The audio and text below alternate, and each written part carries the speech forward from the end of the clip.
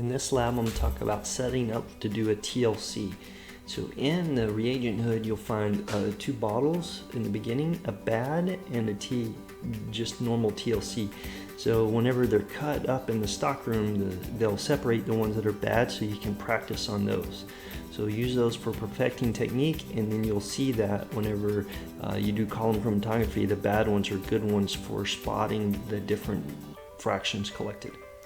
So here I'm going to show you for a TLC. When you take the TLC out, make sure you're wearing gloves and just avoid touching the silica gel.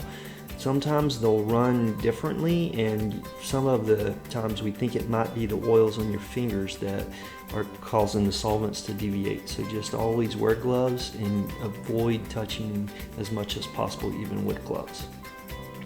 So you have two different ways to kind of spot. We have these long TLC tubes, and then we have these micro pipetters that are kits that are in your drawer. And so the actual micro pipette is in this, and it's kind of like a salt shaker. There's a little hole and you just shake it, and then one comes out. You can see it right there, and they can be hard to hold, so that's why you have this holder to make it easier to hold. And there's a little hole in the end that you can use so it's not like an eyedropper, but you can cover that hole and squeeze a little bit, and so it's a little tricky to hold it. And so now when you're going to spot the solution, you have different ways to look at it. If it's a reaction mixture, you take it from the round bottom, then you can just use a glass stirring rod and grab a sample of that and just pick some of that up off the glass stirring rod.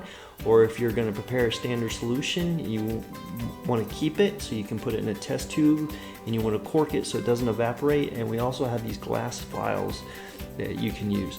And just as normal, be sure and label and use clean glassware. And now when you run it, you have your options too. Originally, these glass jars is what we use because of the screw cap, but they can be a little tricky because of the rounded bottom. So most people prefer using a beaker that's appropriately sized, and then using a watch glass to cover it.